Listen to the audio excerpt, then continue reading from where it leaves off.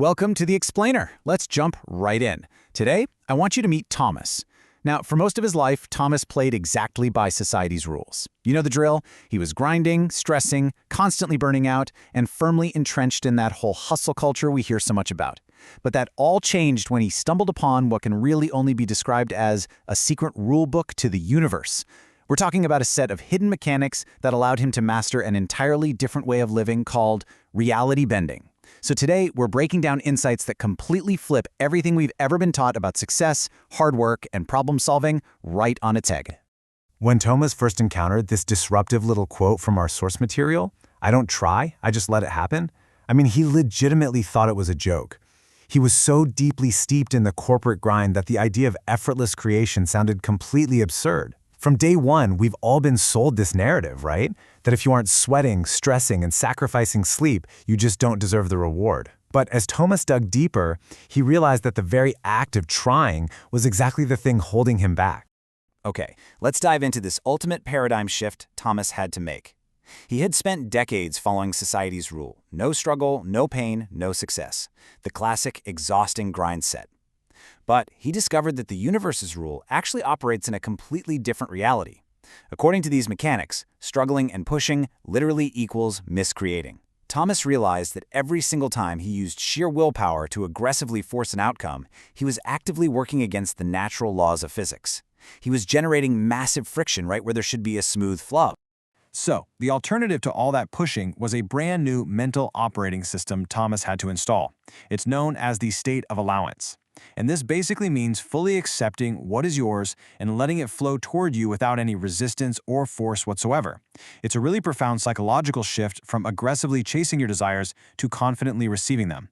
It's all about learning the rules of the game so deeply that you can effectively bend reality in your favor, simply by dropping the anxiety.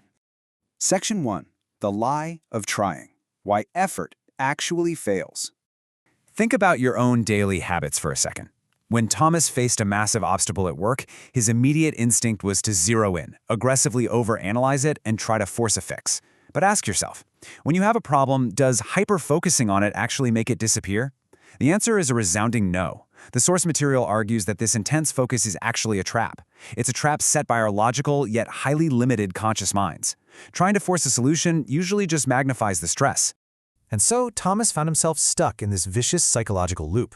First, he'd direct all of his mental energy toward a problem. His logical, conscious mind would inevitably fail to solve it by sheer force, and he'd quickly become overwhelmed. Because the conscious mind can't handle it, it passes all that anxiety down to the subconscious. But here is the critical catch. Your subconscious mind operates purely on whatever energy you focus on. Because Thomas was so fixated on the stress of the problem, his subconscious registered that exact frequency and dutifully manifested even more of the problem he was stressing over. Crazy, right? To break this self-sabotaging cycle, the very first step Thomas had to take was completely eradicating the word try from his vocabulary. Now, it sounds extreme, I know, but when you say "I will try," you inherently imply doubt, friction, and difficulty. You're sending this muddy, confusing signal to your subconscious mind that the outcome is uncertain. Honestly, trying essentially sets up a condition of failure before you've even taken your very first step. Section 2. The Subconscious Error Code. The hidden cost of forcing things. Think of it like this. Your subconscious mind is naturally, brilliantly tuned to the frequency of the universe, which is effortless flow. When you push, panic, and stress, it sends a literal error code into your mental hard drive. Thomas learned this the hard way. He once used pure, exhausting willpower to brute force a promotion at his corporate job. He temporarily overrode his mental system to snatch the win. But what happens to a computer running a forced override with a massive error code? It inevitably crashes and reboots. Thomas ended up completely self-sabotaging the victory shortly after, because it just wasn't acquired in the natural order of flow. Section 3. Nature Never Tries. Understanding the Universe in Flow. To truly grasp reality bending, Thomas started observing the basic physics of the world around him. He realized that energy, which, by the way, is all we fundamentally are, never actually struggles to flow. Does a radio wave sweat with exertion as it passes through a brick wall or a car? Of course not. It moves freely. It transforms effortlessly. It doesn't arrogantly force its way through the physical world. It simply exists and permeates without a single hint of anxiety. Nature is absolutely the perfect teacher for this concept. Rain doesn't try to fall to the earth. It just yields entirely to gravity, completely free of effort. Think about a tiny plant growing through solid concrete. It isn't using human willpower or stress to break the heavy pavement. It's effortlessly acting out its natural design, continuously and patiently pushing forward. There is zero anxiety in that plant. There is only a natural, inevitable expansion. Thomas suddenly realized how ridiculous his aggressive corporate hustle looked compared to the quiet, unstoppable power of nature. And this observation led to Thomas's ultimate breakthrough. Try simply does not exist anywhere in the natural universe. It is purely an artificial construct.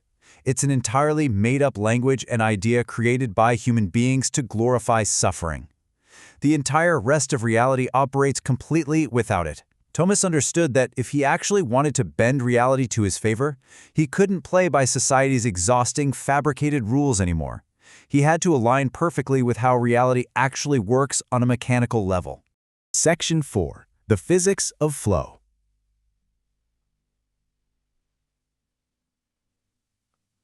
Let's look at the law of attraction. So why does reality bending actually work?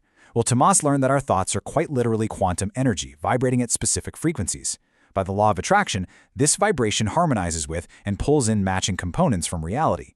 Because we live in an inclusive, inward-moving universe, whatever energy you put out draws similar energy right back to you. So if Thomas vibrated with the heavy energy of struggle, he naturally attracted more struggle. To stop this cycle, he couldn't just hustle harder. He had to change his frequency entirely.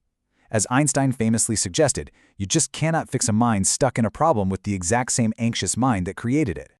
Section 5. Steps to bend reality. Your practical blueprint. So the crucial point is, reality bending isn't just about sitting on the couch waiting for a magical handout. Thomas applied a very precise 4-step framework. First, he would set his intention clearly. Second, he'd visualize the outcome and completely open up, deliberately relaxing and removing all his internal resistance and anxiety. Third, he waited patiently to receive the prompt, that quiet, unmistakable nudge from intuition. And finally, he took inspired action. Not forced, stressful, agonizing action, but action taken only when the timing was perfectly right and the flow was unmistakably there. Now, the raw fuel that powered this entire engine for Thomas was absolute certainty. He adopted a brand new daily mantra.